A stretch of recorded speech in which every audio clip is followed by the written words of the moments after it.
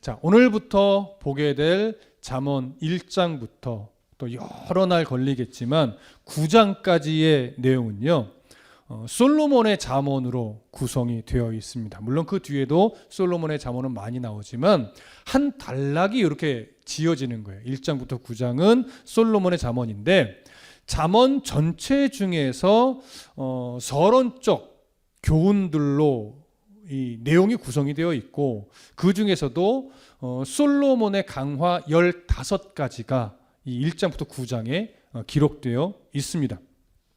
자, 그리고 오늘부터 2주간 살펴보게 될 1절부터 7절의 내용은요, 15개의 솔로몬의 강화가 시작되기 전에 머릿말 같은 역할을 하는 절이 됩니다.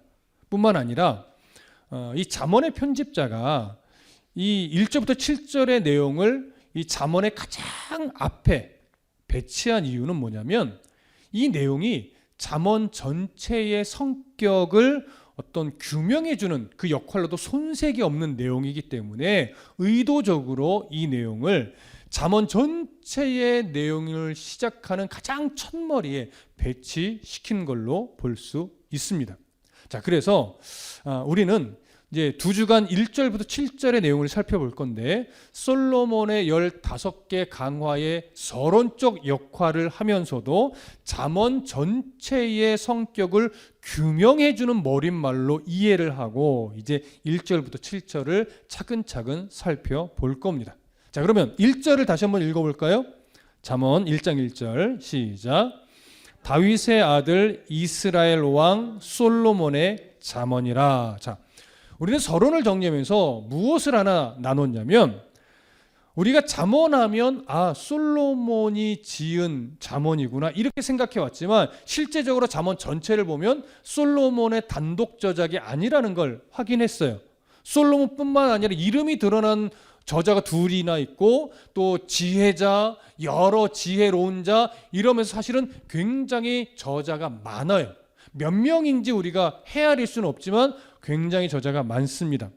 그럼에도 불구하고 왜 잠언의 제목과도 같은 1장 1절의 내용에 다윗의 아들 이스라엘 왕 솔로몬의 잠언이라 이렇게 기록을 한 걸까요?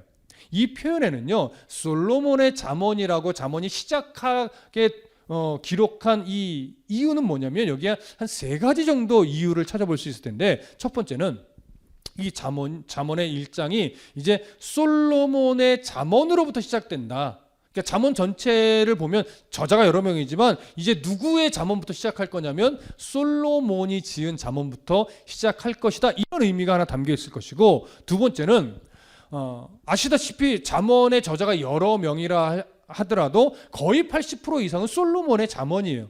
그러니까 솔로몬이 대표 저자다라고 하는 의미도 담겨 있겠죠. 그리고 세 번째는 당시의 지혜자, 지혜의 대명사 하면 누구의 이름이 그때도 딱 드러나냐면 솔로몬의 이름이 드러났어요.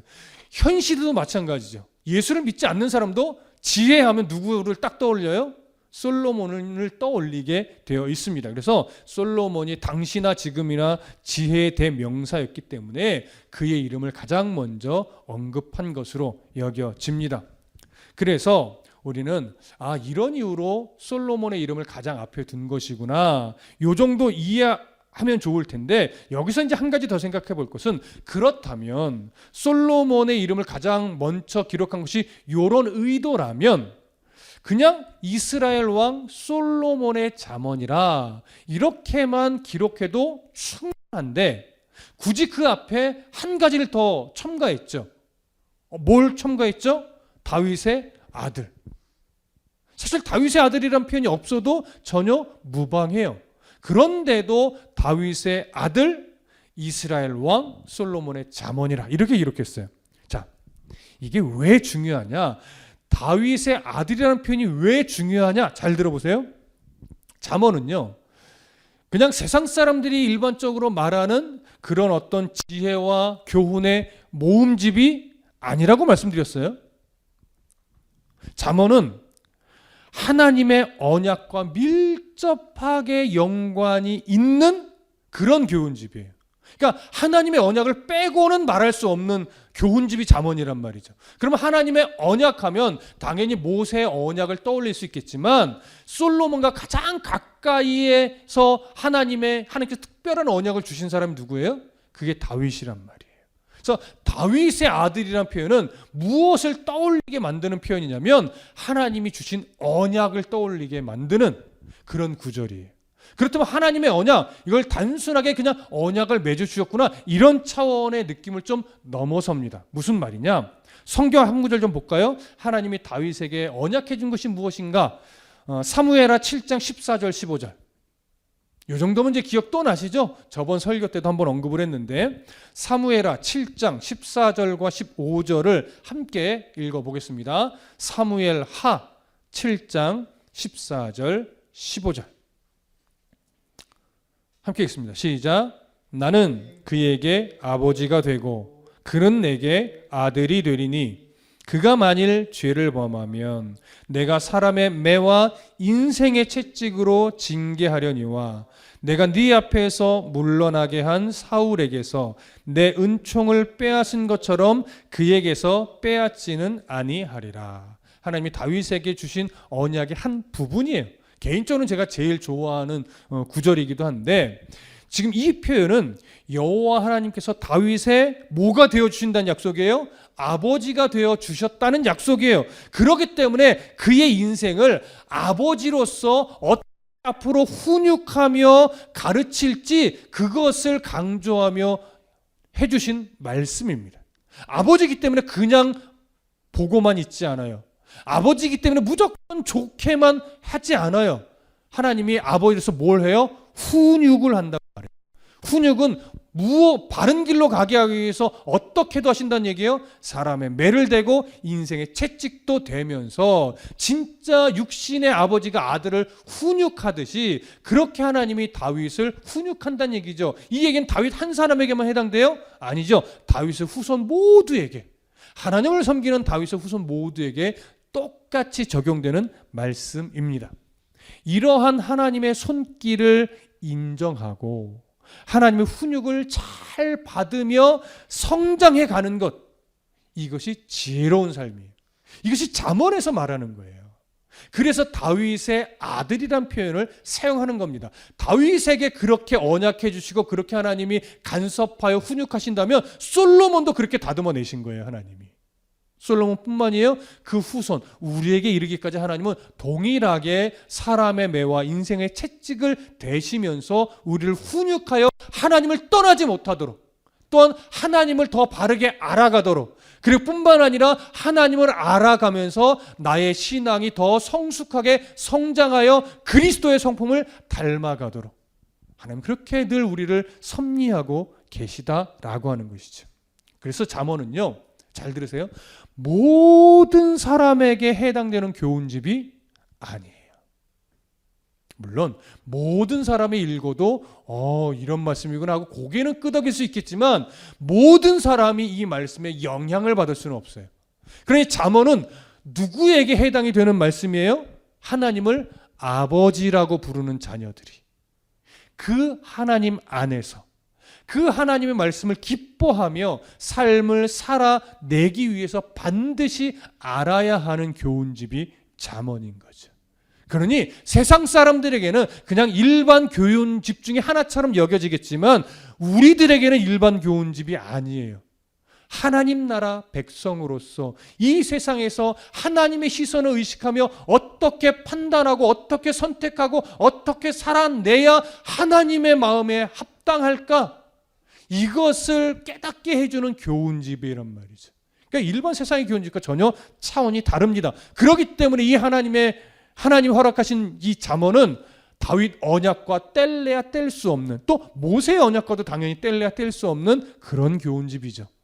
이런 시선을 놓치지 말라고 잠언은 첫머리에 다윗의 아들이란 표현을 삽입해 놓은 겁니다. 그러니 보십시오. 오늘 우리가 저와 여러분이 이 잠언의 말씀을 나눈다는 것은 어떤 의미가 담겨 있냐면 저와 여러분 모두가 하나님의 자녀라는 의미예요. 무슨 말씀 이해되세요?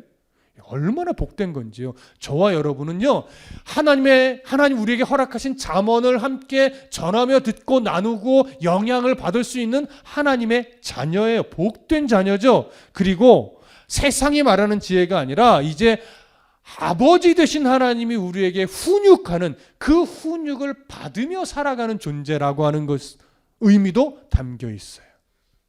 그러니 여러분, 앞으로 잠언을 함께 계속 나누면서요, 수없이 찔릴 거예요. 저는 어쩔 수 없이 잠언을 통해서 여러분을 수없이 찌를 수밖에 없어요. 제가 찌르는 것이 아니라 잠언이 그것을 지적하니까. 그러나 그 지적, 그 책망은 결코 우리를 미워하는 하나님의 지적이거나 우리를 버리기 위한 책망이 절대 아닌 거예요. 아버지로서 우리가 바른 길을 가야 하기 때문에 아버지 되신 하나님의 모습으로서 지적하고 책망하는 것이라는 것. 그것만 있겠습니까? 당연히 위로도 있지요. 당연히 격려도 있지요. 당연히 용기를 내라고 하는 하나님의 어떤 불러주심도 있겠죠. 왜요? 아버지니까.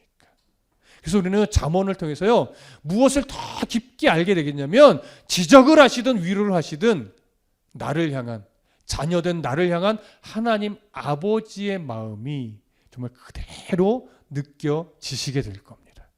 그런 아버지의 마음을 기대하시면서 앞으로 잠언의 말씀을 계속 들어주시기를 소망합니다. 자, 여기서 이제 한 가지 더 정리할 것. 솔로몬의 잠언이라, 이 표현을 잘 생각해 보시면 기본적으로는 이런 의미예요. 솔로몬이 쓴 잠언이다 라고 하는 의미이죠. 그런데 그래서 열왕기상 4장 32절에도 보면 무슨 표현이 있냐면, 그가 잠언 3000가지를 말하였고 그의 노래는 1005편이라, 이런 표현이 있어요. 자, 솔로몬이 이렇게 수많은 잠언을 기록하고 수많은 시편을 지었다라고 할 때, 이 모든 잠언과 이 시편이 솔로몬 안에서 나온 걸까요? 물론 솔로몬이 생각하고 또 솔로몬이 경험하면서 기록한 건 맞죠. 그러나 그것이 솔로몬에게서 나왔느냐라고 말할 때는요, 그렇지 않습니다. 솔로몬이 다윗을 이어 왕이 되었을 때 그가 기브온에서 무엇을 했죠? 막 왕이 되고 나서 얼마 되지 않아 그는 기브온으로 나아가서 하나님 앞에 1000번제를 드렸어요. 1000마리의 번제물을 가지고 이제 하나님 앞에 한 번의 예배를 드리는데, 그 1000마리의 제물로 오랜 시간 최고의 정성을 다해서 하나님 앞에 제물을 드려 제사를 드리고 나서 그가 어디서 잠을 잡니까? 기브온 산당. 그러니까 제사를 드린 그 제단 밑에서 잠을 자요. 그게 인큐베이션 드림이라고 말씀드려서 성소부화몽, 정말 신에게 간절히 원하고 바라는 그 소망이 있어서 그것을 하나님께 신에게 구할 때요, 진실함으로 제사를 드리고 나서 그 제단 아래서 잠을 자면 꿈에 그 신이 나타나서 듣고자 하는 음성을 주신다라고 하는 당시의 이해가 있었어요. 하나님이 그런 소망을 들어주신 거예요. 그래서 기브온에서 솔로몬이 제사를 드리고서 잠을 잘 때 그의 꿈에 나타나셨죠. 그랬더니 마치 우리나라 동화처럼 내가 무엇을 해주기 원하느냐 물으셨죠.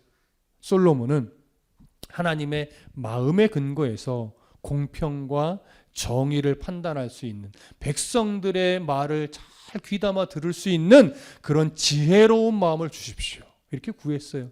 하나님이 참 듣고 싶었던 기도 내용이었죠. 그래서 하나님이 이제 응답하시는데 성경이 뭐라고 기록을 하냐면, 한번 찾아볼까요? 열왕기상 3장으로 가봅니다.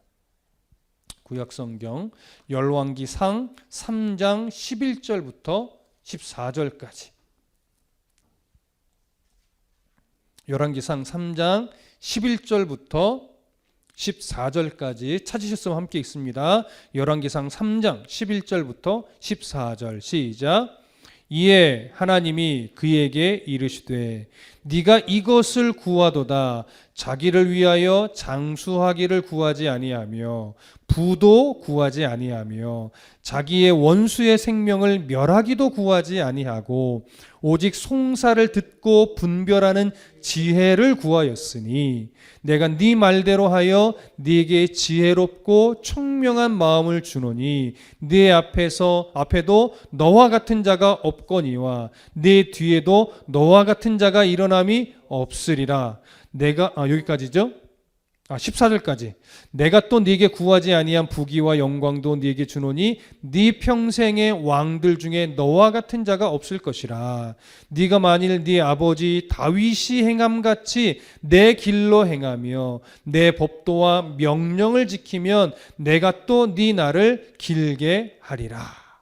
12절에 정확하게 하나님이 말씀합니다. 내가 네 말대로 하여 네게 뭘 줘요? 지혜롭고 총명한 마음을 주노니 네 앞에도 너와 같은 자가 없거니와 네 뒤에도 너와 같은 자가 일어남이 없으리라.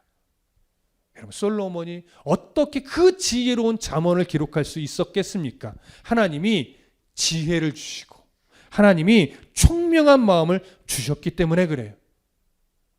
따라서 솔로몬의 잠언은요, 솔로몬이 단순하게 자기 지혜로 기록한 것이라고 보기보다 솔로몬에게 주신 그 하나님의 지혜로 말미암아 나온 것이라고 이해하는 것이 훨씬 더 좋습니다.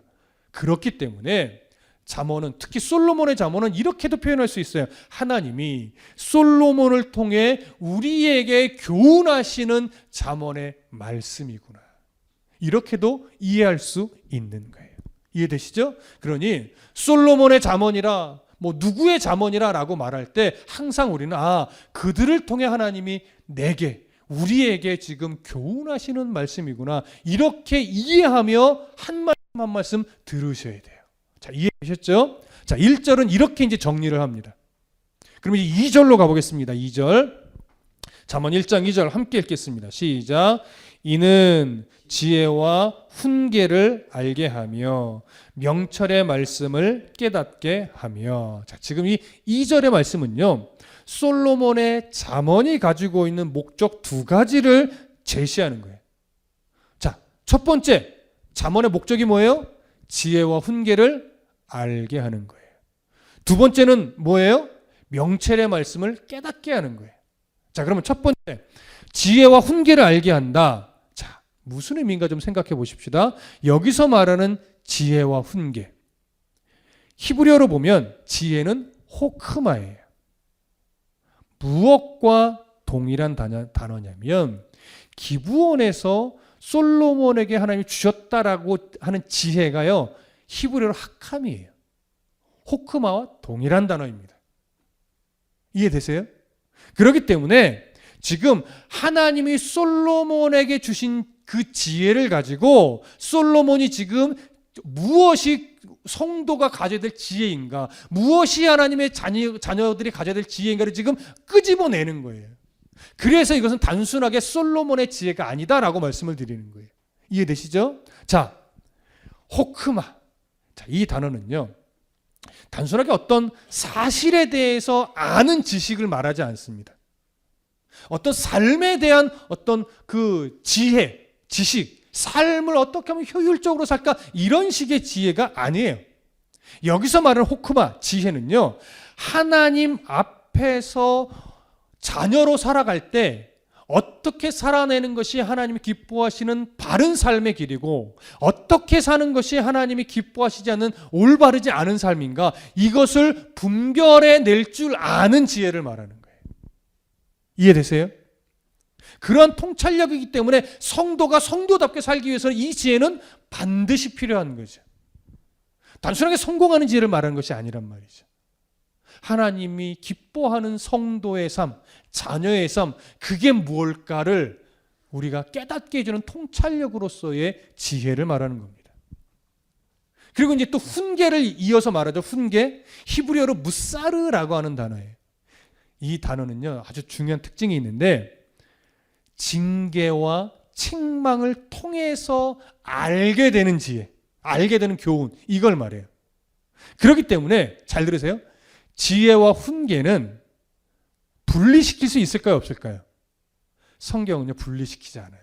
그래서 거의 대부분 지혜와 훈계는 함께 쓰여지는 경우가 훨씬 더 많습니다. 그 이유가 있어요. 하나님 앞에서 자녀로 살아가기 위해서 필요한 지혜는요, 항상 무엇을 통해서 배우게 되냐면 훈계를 통해서 배우게 돼요. 그러니까 훈계를 통해서 배운다는 건 뭐예요? 징계와 책망을 통해서 하나님이 기뻐하는 삶이 무엇인가를 배우게 된다는 거죠. 그래서 지혜와 훈계는 함께 사용하는 경우가 많은 거예요.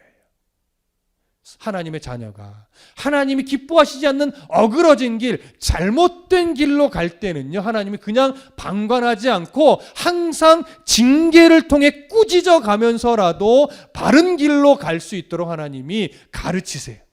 보여주고 들려주고 인도하신단 말이죠. 이것을 아는 것, 이게 하나님이 나를 지금 불러내시는 거고, 이게 하나님이 나를 지금 바른 길로 끌어오시는 하나님의 인도하심이구나, 이걸 깨닫게 되는 것이 지혜란 말이에요. 그래서 하나님이 우리의 삶 가운데 항상 때로는 징계를 주고 때로는 책망을 주고 때로는 어떤 사건이 일어나게 하면서 이게 하나님이 나를 부르심이구나, 이게 하나님이 지금 나를 깨닫게 해주시는 거구나, 이게 지금 하나님이 나를 정말 깊이 사랑한다라고 하는 그 사인을 주시는 거구나, 이걸 깨닫게 만드시는 거죠. 그러니까 이걸 안다는 건 참으로 복받은 자라고 하는 사실이에요.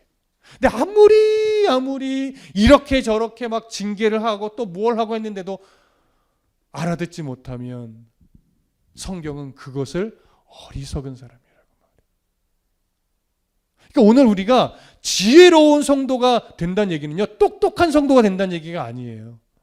지혜로운 성도가 된다는 것은 우리가 하나님 앞에 실수하고 하나님 앞에서 또 교만을 부리고 하나님 앞에서 되게 우리가 나태해지고 이렇게 우리의 신앙이 많이 흔들려서 세상으로 자꾸 가려고 할 때 하나님이 이런 모습 저런 모습으로 책망한단 말이에요.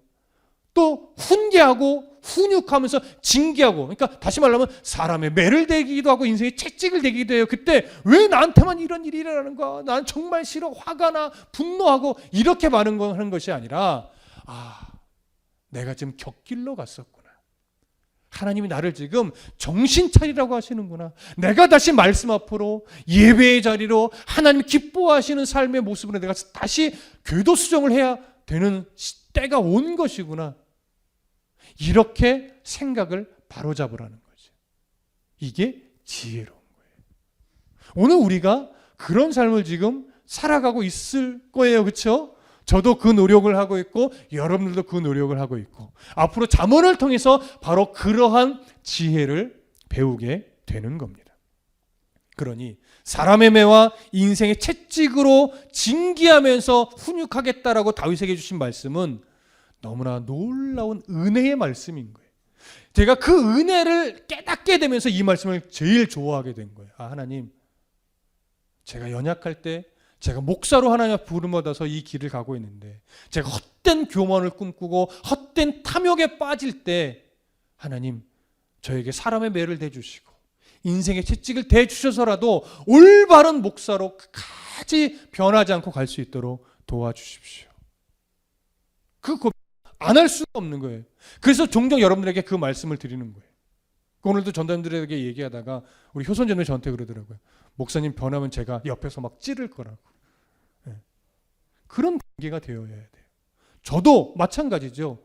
여러분 늘 기다리고 또 위로하고 기도해 주는 관계겠지만 여러분 하나님 앞에서 올바른 길로 가지 않을 때는 저는 어쩔 수 없이 말씀을 근거로 했는데 이건 틀렸다 아니라고 말씀을 드릴 수밖에 없어요.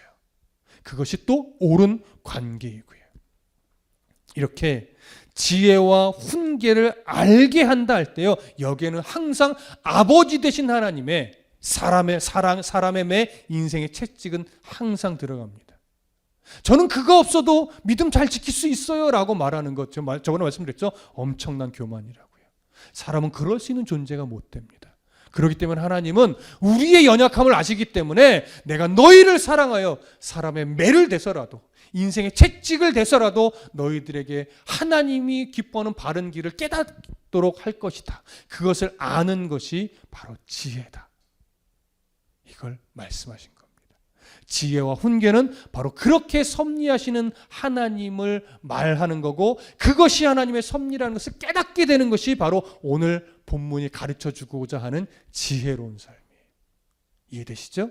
저와 여러분 늘 인생 가운데 이렇게 훈육하시는 하나님을 꼭 놓치지 마시고, 우리가 실수했을 때, 그럴 때 하나님의 징계가 왔다면 하나님 감사합니다. 나를 이렇게 사랑해 주고 계시는군요. 이렇게 고백하며 어떻게 하는 것이 또 바르게 하나님께 돌아가는 것인가를 끊임없이 생각하시는 은혜가 있기를 소망합니다. 자, 두 번째, 명철의 말씀을 깨닫게 하며. 이렇게 말씀하시죠. 명철, 히브리어로 비나라고 하는 단어를 씁니다. 무엇과 똑같을까요? 기브온에서 하나님이 솔로몬에게 주시고자 했던 총명으로 번역된 단어와 똑같은 단어입니다. 사실 이 명철은요, 이 총명은요, 지혜와 거의 구분할 수 없을 정도로 거의 동일한 의미를 가지고 있어요. 근데 굳이 구분을 해서 설명을 해보자면, 총명은, 또 명철은 악에서 떠날 수 있도록 분별하는 마음의 능력이에요. 그러니까 지혜가 무엇이 하나님 앞에 올바른 것인가를 분별하는 통찰력이라면, 총명은, 명철은 어떻게 하는 것이 악에서 떠날 수 있는 것인가를 깨닫고 실행에 옮길 수 있는 그런 마음의 능력, 통찰력, 이것을 말하는 거죠. 이렇게 말해놓고 봐도 사실 거의 다르지 않아요. 그래서 지혜와 총명도 함께 강조하는 의미로 사용되어지는 경우도 많이 있어요. 그럼 보십시오. 명철의 말씀을 깨닫게 한다? 어떤 의미겠어요? 하나님의 뜻을 밝히 알아서 악에서 떠나 악을 버리고 바르게 살아갈 수 있는 통찰력, 분별력, 은혜라고 말할 수 있겠죠. 그런 교훈이에요. 그렇기 때문에 지혜와 총명, 지혜와 명철 별로 사실은 구분이 되지 않는데, 조금 이따가 말씀드릴 건데, 욥은요 이렇게 구분을 했어요. 지혜가 뭐냐? 하나님을 경외하는 것이 지혜다. 명철은 뭐냐? 악에서 떠나는 것이 명철이다. 이렇게 구분도 했어요. 이 정도 구분해도 참 좋은 구분인 것 같아요. 하지만 이것은 구분되는 것이 아니라 조금 다르게 표현했을 뿐이지 거의 동일한 의미다, 이렇게 생각하시면 돼요. 이해되시죠? 자, 그럼 이 2절의 9절에서 이는 지혜와 훈계를 알게 하며 명철의 말씀을 깨닫게 하며 라고 할 때요, 정말 우리가 놓치지 말아야 할 중요한 것 한 가지가 있습니다. 지혜가 뭐냐, 명철이 뭐냐를 정리했지만 그것보다 더 중요하다고 생각되는 게 하나 있는데, 그게 뭐냐면 지혜와 훈계를요 알게 될 것이다, 이렇게 말하지 않아요. 명철의 말씀을 깨닫게 된다, 이렇게 말하지 않아요. 알게 하며, 깨닫게 하며, 이렇게 표현해요. 이게 무슨 의미냐? 하나님 앞에서 바르게 살아내는, 하나님의 징계와 훈육을 받으며 하나님이 무엇을 원하시고 어떻게 하는 것이 악을 떠나는 것인가에 대한 그것을 알게 되는 지혜는 사람의 노력으로 알 수 있는 게 아니라는 거예요. 하나님이 알게 해주시고 하나님이 깨닫게 해주실 때 비로소 내가 배울 수 있고 알 수 있고 깨닫고, 그러면서 하나님을 바르게 경외하고 악에서 떠날 수 있게 된다는 얘기예요. 이게 무슨 의미인지 이해되십니까? 여러분, 이 지혜는 그래서 성도에게 해당이 된다고 말하는 거예요. 하나님을 아버지라고 부르는 자만이 하나님의 간섭하심을 기뻐하면서 그 간섭하심에 바르게 반응할 수 있는 거예요. 그렇게 경험되어지면서 이게 옳은 거구나, 이게 하나님의 마음이구나, 이렇게 배워가는 거거든요. 그러니까 내가 책을 많이 읽는다고 알 수 있는 게 아니에요. 하나님이 우리 인생을 통해서 다듬어 내는 과정을 통해서만이 우리는 진짜 하나님 말씀하시는, 잠언에서 말씀하시는 지혜와 명철을 배울 수 있다는 의미예요. 그러니 여러분, 말씀을 읽지 않고 예배를 드리지 않고 또 성도다운 삶을 살기 위한 일상의 씨름이 없이 어떻게 잠언에서 말하는 지혜와 명철을 얻을 수 있겠냐고요. 지혜와 명철을 우리가 진짜 제대로 배우려면 어쩔 수 없어요. 말씀을 통해서 하나님이 어떤 분인가를 알고 그 알게 된 말씀을 일상으로 가지고 가서 살아내면서 정말로 성도다운 씨름을 할 때 그 속에서 부딪히고 갈등하고 원망도 해보고 그러면서 어쩔 수 없이 또 인정도 해보고 이런 일들이 반복되어지면서 이게 하나님의 마음이구나. 이렇게 정말 마음 깊이 인정하게 될 때 지혜와 명철이 배워지는 거예요. 그래서 지혜와 명철은 단순하게 지식적 차원의 교훈이 절대 아닙니다, 여러분. 그래서 우리는요, 이렇게 말하면 또 이렇게 반응할 수도 있어요. 그러면 그러한 하나님이 주신 지혜와 명철을 알기 위해서 우리가 할 수 있는 건 아무것도 없네요? 그렇지 않죠. 하나님이 그런 식으로 우리를 또 다듬어 가지 않아요. 하나님은요, 우리에게 하나님의 그 지혜와 명철을 가르치실 때 10년을 두고 가르치는 게 아니에요. 20년을 두고 가르치는 것이 아니에요. 평생을 두고 섭리하며 가르쳐내요. 그러니 인생에 굴곡 없이 배울 수 있을까요? 인생이라는 파도 속에서 우리가 깊이 들어가지 않고서는 이 하나님이 주신 지혜와 명철을 제대로 배울 수 없어요. 그 오랜 시간이라는 것을 통해 하나님은 우리를 가르쳐내요. 우리에게 진짜 하나님의 지혜가 뭐고 명철이 무엇인지를 배우게 한단 말이에요. 그러니까 하나님이 우리를 그 속으로 밀어넣는 이유가 바로 이걸 가르치기 위해서예요.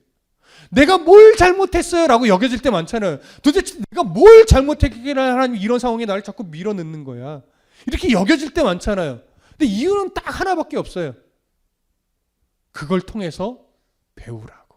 그걸 통해서 하나님의 지혜와 명철을 배우라고.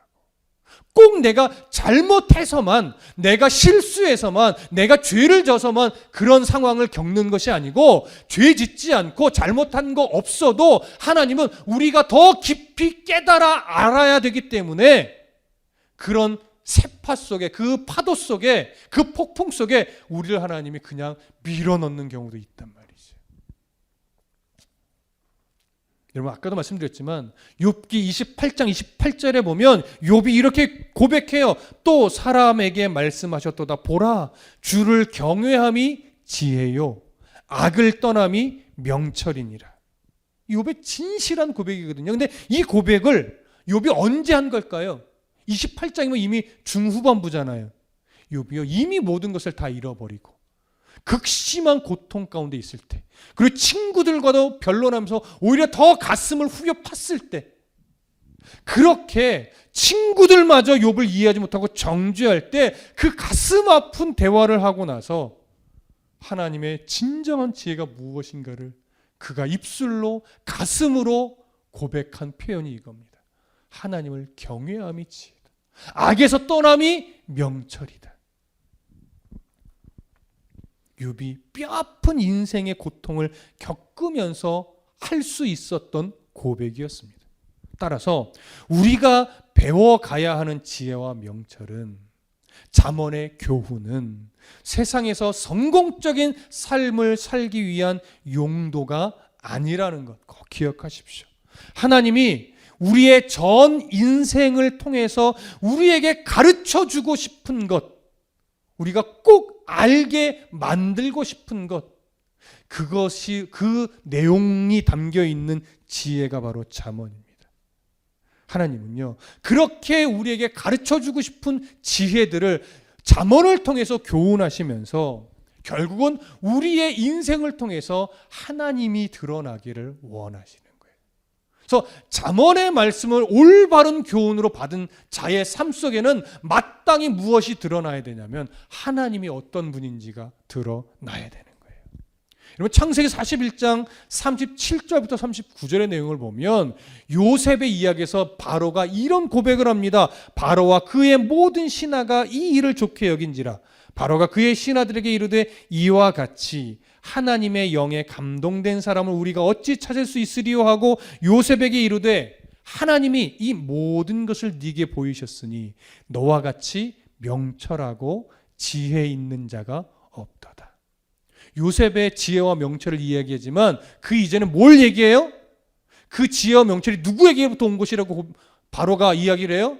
네가 믿는 너의 하나님에게서부터 나온 것이라고 이야기를 하죠. 요셉이 바로 앞에서 발휘한 지혜와 명철, 그것은 너의 하나님 거다라고 바로가 이야기하는 거예요.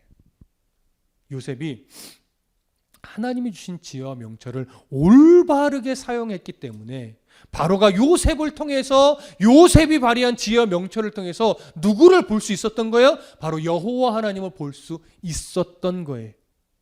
그렇게 지혜와 명철을 성도가 바르게 사용하면 거기서 결국은 하나님이 드러나는 거예요. 우리는 그것으로 구분할 수 있어요. 어떤 목회자가 목회를 잘한 거냐? 그 목회자의 목회를 통해서 하나님이 드러났을 때. 근데 잘 보면 어떤 목회자는요, 막 성공한 것 같고 부흥한 것 같은데 하나님이 드러난 것이 아니라 그 목회자만 드러났어. 여러분, 목회 잘못한 거예요. 그래서 사실은 함부로 판단할 수는 없는 거죠. 한두 번 보고선 그렇게 판단하면 안 되는 건데, 어찌됐든 그 목회자의 목회 인생을 두루 살펴보니까 하나님이 드러나는 것이 아니라 그 목회자가 드러나. 아무리 세련되게 멋지게 막 화려하게 목회했어도 그건 옳은 목회한 것 아닙니다. 근데 그냥 보면 이렇게 보잘것없어 보이는 목회 인생이었다 할지라도 그를 통해서 한 명에게라도 하나님이 드러났다면 그건 올바르게 목회한 거예요. 그러니까 결국 지혜와 명철은 누구를 드러내느냐의 문제예요? 하나님을 드러내느냐 아니냐의 문제인 거예요. 여러분, 우리는 하나님의 자녀입니다. 그렇기 때문에 이제 하나님의 자녀가 된 이상 하나님은, 아버지 되신 우리의 하나님은요, 우리의 삶을 그냥 방관하시는 분이 절대 아니에요. 그러니 이제 저나 여러분들은 잘못하면, 하나님을 자꾸 떠나면, 하나님과 자꾸 멀어지면 하나님은 어느 순간 사람의 매를 대실 거예요. 인생의 채찍을 대실 거예요. 분명히 그렇습니다. 하지만 그 사람의 매를 맞을 때, 인생의 채찍을 당할 때 그 매를 대심으로 나를 훈육하는 하나님을 볼 수만 있다면, 또 보기만 한다면 그 사람은 정말 지혜로운 성도가 됩니다. 사람의 매를 맞는다고 해서 손가락질하지 마십시오. 사람의 매를 맞는 것까지는 괜찮아요. 근데 언제가 제일 안타까운 거냐? 사람의 매를 맞는데도 불구하고 하나님을 보지 못할 때, 그때가 가장 속상하고 안타까운 거예요. 그래서 우리가 기도해야 돼요. 하나님께서 우리를 다듬어 가시는 과정에 사람의 매를 대시고 인생의 채찍을 대시는 것 아는데, 그 매와 채찍을 대실 때 그 매를 대시는 하나님을 꼭 만날 수 있게 해달라고. 나 자신이든 그 누구이든 하나님이 매를 대실 때 그것이 더 깊은 사랑인 줄 알고 하나님을 꼭 발견하고 그분 앞으로 돌아오는 지혜로운 인생이 되게 해 주십시오. 이렇게 기도해야 하고, 이렇게 우리의 마음을 잘 관리를 해야 합니다. 이것이 바로 지혜이고 명철이고, 이 중심을 놓치지 않고 살아가는 것이 바로 지혜롭고 명철한 삶인 겁니다. 하나님을 바르게 경외하는 지혜로운 삶, 악에서 떠나는 명철한 삶. 하나님, 우리가 그런 삶을 살아가도록 알게 할 것이고 깨닫게 할 겁니다. 이런 삶이 되기를 간절히 소망하고 축복합니다. 기도하겠습니다.